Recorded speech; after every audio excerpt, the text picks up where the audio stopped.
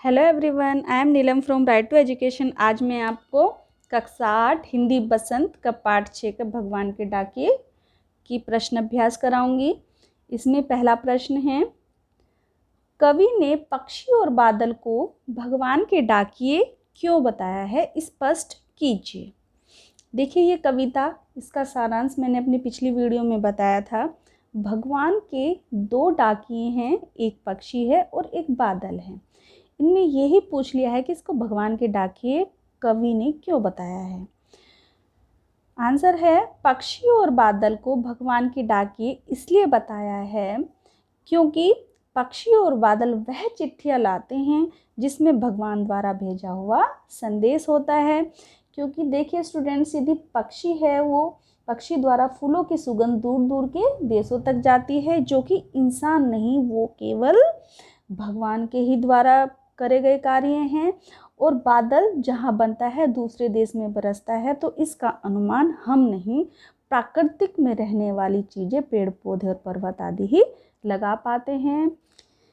ये इंसानी डाकियों की भांति मनुष्यों द्वारा बनाई गई सीमा में बंधकर काम नहीं करते हैं। देखिए जो इंसानी डाकिया है वो इंसानों के रूल्स के तहत होकर ही कार्य करेगा, लेकिन पक्षी और बादल देशों की सीमाओं को नहीं मानते हैं।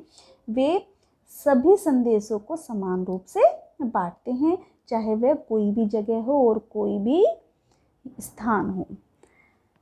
थर्ड है, इनकी लाई चिट्ठियों को मनुष्य नहीं पढ़ पाता है। इन चिट्ठियों को पेड़, पर्वत, पौधे, पानी, पक्षी पढ़ते हैं। कवि का मानना है स्टूडेंट्स कि मनुष्य चाहे अपने आप को कितना ही विद्वान समझे, लेकिन वो प्रकृति में बनाए गए संसाधनों को की आवाज़ को नहीं पढ़ पाता है। इन चिट्ठियों को केवल प्रकृति द्वारा बनाए गए संसाधन जैसे पेड़, पौधे, पानी, पक्षी आदि ही पढ़ सकते हैं। लास्ट है, इसमें निहित संदेश किसी व्यक्ति विशेष के लिए ना होकर सारे संसार के लिए होता है। दूसरे शब्दों में विश्व बंधुत्व का संदेश फैलाते हैं। आपने देखा होगा स्टूडेंट्स कि जो पक्षी और बादल हैं वो किसी भी देश की सीमा को नहीं मानते हैं, इसलिए पक्षी और बादल को कवि ने भगवान के डाकिए बताया है। सेकंड है, पक्षी और बादल द्वारा लाई गई चिट्ठियों को कौन कौन पढ़ पाते हैं, सोचकर लिखिए। पक्षी और बादलों द्वारा लाई गई चिट्ठियों को पेड़, पौधे, नदियाँ, झरने, पानी और पहाड़ पढ़ पाते हैं। यानी कौन किस चीज़ में आते हैं, ये सब प्रकृति में आते हैं। तो यही पक्षी और बादलों द्वारा लाई गई चिट्ठियों को पढ़ पाते हैं। नेक्स्ट है प्रश्न नंबर 3, किन पंक्तियों का भाव है, यानी कि ये कुछ पंक्तियां दी गई हैं, आपकी कविता में किन पंक्तियों का अर्थ है। ये पक्षी और बादल प्रेम, सद्भावना और एकता का संदेश एक देश से दूसरे देश को भेजते हैं। आपने इसमें 2 स्टैंजा थे। आपने इसमें पहले स्टैंजा में पढ़ा था कि जो एक महादेश से दूसरे महादेश को जाते हैं, तो इसमें हमारा होगा पक्षी और बादल ये भगवान के डाकिए हैं जो एक महादेश से दूसरे महादेश को जाते हैं और क्या करते हैं, पक्षी और बादल प्रेम, सद्भावना और एकता का संदेश लेकर एक स्थान से दूसरे स्थान को जाते हैं। यानी कि ये पहले स्टैंजा का जो कविता में दिए गए हैं उनका भाव है। ख है, प्रकृति देश देश में भेदभाव नहीं करती, एक देश से उठा बादल दूसरे देश में बरस जाता है। ये अर्थ है और किन पंक्तियों में आया है, ये 2 पैराग्राफ थे, लास्ट वाले में आया है। एक देश का भाप दूसरे देश में पानी बनकर गिरता है। यानी कि बादल एक देश में पानी से बनकर और दूसरे देश में बरस जाते हैं, वो देश की सीमाओं को नहीं मानते हैं। ये आपका सेकंड पैराग्राफ वाले उसमें आया है। नेक्स्ट देखते हैं, पक्षी और बादल की चिट्ठियों में पेड़, पौधे, पानी और पहाड़ क्या पढ़ पाते हैं। आंसर है, पक्षी और बादल की लाई चिट्ठियों में पेड़, पौधे, पेड़, पानी, पहाड़ यह पढ़ पाते हैं। कि प्रकृति में उनके आसपास जो सौरभ उड़ रहा है, सुगंध, सौरभ का मतलब सुगंध उड़ रही है, तथा जल जो वाष्प में चारों ओर विद्यमान है, उसे दूर दूर तक पहुंचाना है। इस काम का प्रसार दूर दूर तक अन्य देशों में भी चाहिए। इस कार्य को बिना किसी भेदभाव के स्वच्छंदतापूर्ण संपन्न करना है। पक्षी और बादल देशों की किसी भी सीमा को नहीं मानते हैं, वो हर सीमा को समान रूप से देखते हैं, चाहे कोई सा भी जगह हो। आप पक्षी ले लीजिए, पक्षी के पंखों द्वारा फूलों की सुगंध दूर दूर के देशों तक जाती है और बादल एक देश में पानी बनकर दूसरे में बरसते हैं, यानी कि वो सबको समान समझते हैं। 5वां है, एक देश की धरती दूसरे देश को सुगंध भेजती है। कथन का भाव स्पष्ट कीजिए। एक देश की धरती दूसरे देश को सुगंध भेजती है। पंक्ति का भाव यह है कि धरती के लिए इस पृथ्वी पर सभी मनुष्य एक समान हैं, वे कहीं के भी वासी क्यों ना हों। प्रकृति धरती स्थान का भेदभाव किए बिना अपने पराये की भावना से ऊपर उठकर सुगंध भेजती है। इस सुगंध में प्रेम, एकता, सद्भावना तथा समानता का संदेश छिपा रहता है। जो भगवान के द्वारा बनाए गए डाके हैं, वो किसी भी तरह का भेदभाव नहीं रखते हैं और विश्व बंधुत्व का ईश्वरीय संदेश संपूर्ण विश्व को प्रेरित करते हैं। पाठ के आगे भी 3 प्रश्न है स्टूडेंट्स। पहला देख लेते हैं, पक्षी और बादल की चिट्ठियों के आदान प्रदान को आप किस दृष्टि से देख सकते हैं। मतलब जो पक्षी और बादल भगवान के डाके के रूप में काम करते हैं, तो आपकी दृष्टि क्या है उसमें। उत्तर देख लेते हैं, पक्षी और बादल की चिट्ठियों के आदान प्रदान को हम प्रेम, सौहार्द और आपसी सद्भाव की दृष्टि से देख सकते हैं। कवि इसमें कहना चाहते हैं कि मनुष्य को चाहिए कि उनसे सीख लेकर, किनसे सीख लेकर, पक्षी और बादल से सीख लेकर, जिस तरह से वो किसी भी एक देश से दूसरे देश या किसी भी चीज़ में कोई भेदभाव नहीं करते हैं, उसी तरह से उनसे सीख लेकर मनुष्य को धर्म, प्रदेश, वर्ण व जातीय बंधन की बेड़ियों को तोड़ दे और एकता का संदेश चारों ओर फैलाए। मतलब सब को समानता का अधिकार मिले। दूसरा प्रश्न है स्टूडेंट्स इसमें, आज विश्व में कहीं भी संवाद भेजने और पाने का एक बड़ा साधन इंटरनेट है। पक्षी और बादल की चिट्ठियों की तुलना इंटरनेट से करते हुए 10 पंक्तियाँ लिखिए। देखिए स्टूडेंट्स, आज के युग में इंटरनेट का बहुत ही बड़ा रोल है। आप खुद देखिए, जो आप ऑनलाइन क्लासेस लेते हैं वो भी इंटरनेट से ही लेते हैं। तो आपको ये कहा गया है कि जो पहले भगवान के डाके थे, पक्षी और बादल की तुलना किससे करेंगे हम, आज के युग से, यानी कि साधन से, इंटरनेट से करेंगे और उस पर 10 पंक्तियाँ लिखनी है। और बादल की भूमिका पर्यावरण को स्वच्छ एवं सुंदर रखने की होती है, किंतु इंटरनेट पर्यावरण को स्वच्छता प्रदान नहीं करता है।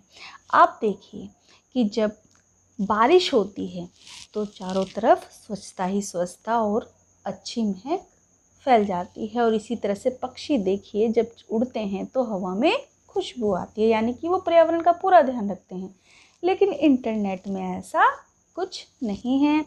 दूसरा, पक्षी और बादल भगवान के डाके हैं किंतु इंटरनेट नहीं है, क्योंकि पक्षी और बादल भगवान की मर्जी से कार्य करते हैं किंतु इंटरनेट मानव की से करता है।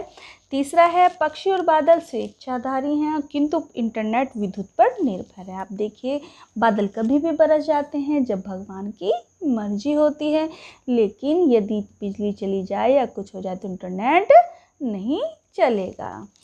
पक्षी और बादल प्रकृति के अनुसार कार्य करते हैं किंतु इंटरनेट मानव की इच्छा के अनुसार कार्य करता है। फिफ्थ, पक्षी और बादल का कार्य धीमी गति से होता है किंतु इंटरनेट का कार्य तीव्र गति से होता है। आप देखिए कि आप जो है मेल 1 सेकंड में आप दूसरे अपने मित्र को करेंगे तो वो मिल जाती है, लेकिन ऐसा पक्षी और बादल के साथ नहीं हैं। 6 है पक्षी और बादल की गतिविधियां केवल प्रकृति ही समझ पाती हैं। प्रकृति में कौन कौन आता है, जैसे पेड़ पौधे, पानी, हवा, ये सब समझ पाते हैं, मनुष्य नहीं समझ पाता है। लेकिन इंटरनेट को मानव बुद्धि समझ पाती है। 7 है पक्षी व बादल के किसी को जितना व्यापक देखा जाता है, इंटरनेट के कार्य को उतना व्यापक नहीं देखा जा सकता। मतलब कि काफ़ी विस्तार होता है इसका, पक्षी और बादल यानी भगवान के डाकियों का।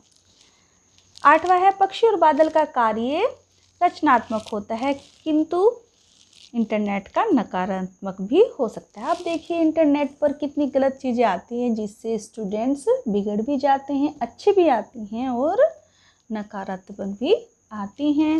नेक्स्ट, पक्षी और बादल अपराधी की भूमिका नहीं निभा सकते, किंतु इंटरनेट चलाने वाले अपराधी की तरह कार्य कर सकते हैं। आप देखिए कि जो प्रकृति है वो हमेशा हमारे लिए अच्छा ही करती है, लेकिन इंटरनेट वगैरह जैसे हमारे अकाउंट्स हैंग हो रहे हैं आजकल स्टूडेंट्स, और इतने गलत उस पर मूवीज़ पड़ी रहती हैं, बच्चे बिगड़ रहे हैं, गेम्स खेलते हैं, टाइम वेस्ट होता है। ये सब जो है आपराधिक कार्य ही हैं कि इसका समय का मिसयूज़ हो रहा है। बच्चे ज़्यादा मोबाइल्स देखते हैं, नेट देखते हैं, तो उससे उनकी आंखें भी खराब हो रही हैं, यानी कि ये निगेटिव का काम करता है। लास्ट है पक्षी व बादल की भूमिका प्रकृति प्रेमी को प्रभावित करती है, किंतु इंटरनेट वैज्ञानिक प्रेमी को प्रभावित करता है।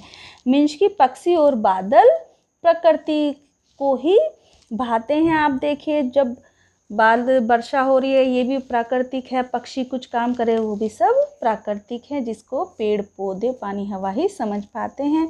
लेकिन इंटरनेट पूरी तरह से वैज्ञानिक है। हमारे जीवन में डाके की भूमिका क्या है, इस विषय पर 10 वाक्य लिखिए। देखिए स्टूडेंट्स, डाके की आज के युग में इंटरनेट होते हुए अहमियत कम हुई है, लेकिन पूरी तरह से नहीं। आज भी गांव देहात में हमारे सारे कार्य डाकिए से ही होते हैं। इस पर हम 10 वाक्य देख लेते हैं, पूरे 10 के 10 देखेंगे स्टूडेंट्स। डाकिए का हमारे जीवन में महत्वपूर्ण स्थान है। पहला वाक्य इसमें डाकिया क्या करता है, डाकिया समाज सेवा का कार्य करता है। देखिए वो हर काम को जो है चिट्ठी पत्र आपके पास लाता है, तो वो समाज सेवा ही है। दूसरा, वह हमारे मित्रों रिश्तेदारों का समाचार देता है। वह देश विदेश की सूचनाएं हमारे पास पहुंचाता है। ठीक है। 4th है डाकिया पार्सल लेकर हमें देता है। 5th, डाकिया मनी ऑर्डर हमारे पास पहुंचाता है। जब कोई पढ़ा लिखा आदमी बच्चों बाहर काम करता है, तो अपनी जीविका चलाने के लिए वो अपने घर में पैसे भेजता है, उसी को ही मनी ऑर्डर बोलते हैं। 6th है डाकिया डाक बचत योजना को सफल बनाकर हमें लाभ पहुंचाता है। डाकिया समयनिष्ठ होता है, वह नियमित रूप से एक निश्चित समय पर पत्र, मनी ऑर्डर या पार्सल लेकर आता है। इसकी भी टाइमिंग्स होती है स्टूडेंट। डाकिया तार द्वारा बधाई पत्र, शोक पत्र हमें प्रदान करता है। डाकिया जनपद, प्रांत या राष्ट्र की सीमाओं को तोड़कर मानव को एकता स्थापित करने का संदेश देता है। आप देखिए, आपने पत्र लिखा और आपके रिश्तेदार दूसरे जनपद में, प्रांत में या फिर दूसरे राष्ट्र में रहते हैं, तो डाकिया वहीं पर ही चिट्ठी लेकर जाएगा। तो वो क्या करता है, जनपद, प्रांत और राष्ट्र की सीमाओं को तोड़कर मानव में एकता हो गई ना, कि जब वो संदेश दूसरे प्रदेश में पहुंचाता है। डाकिया के कार्य में कर्तव्य परायणता होती है, क्योंकि वह कर्तव्य भावना से ही कार्य करता है। कि डाकिया जो भी काम करता है स्टूडेंट्स, वो सामाजिक कार्य में आता है, इसलिए उसको कर्तव्य परायणता और कर्तव्य की भावना के कार्य में गिना जाता है। तो इसी तरह से स्टूडेंट्स, आपके ये भगवान के डाकिया पार्ट 6 के अभ्यास प्रश्न खत्म होते हैं। यदि आपको वीडियो पसंद आए तो लाइक व सब्सक्राइब जरूर कीजिएगा। Thank you.